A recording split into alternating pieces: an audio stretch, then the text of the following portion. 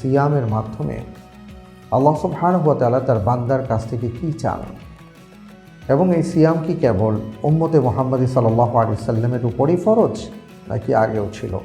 যখন আমরা সন্তর্পণে হাঁটি, যে সামনে কোনো কাটা বিছানো পথে সামনে কোনো কাটা আছে, সেই কাটা আমাদের গায়ে লেগে যায় কি না, শরীরের লেগে যায় কি না, এটা থেকে বাঁচার জন্য আমরা যেভাবে হাঁটি, তাকওয়া হলো তাই।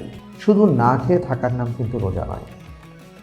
আমি হয়তো সারাদিন না খেয়েছিলাম, কিন্তু আমার আচার আচরণ উচ্চারণের বেলায় আমি একটিবারও প্রশ্নে করিনি, আমার প্রশ্নে আসেনি যে এই ক্ষেত্রে আমার মহান রব আমাকে কী বলেছেন।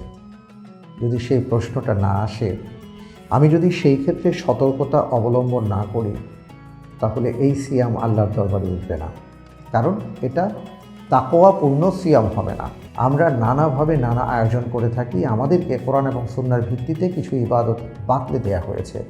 তার মধ্যে একটি হলো কিয়ামুল লাইল বা তারাবির সালাত।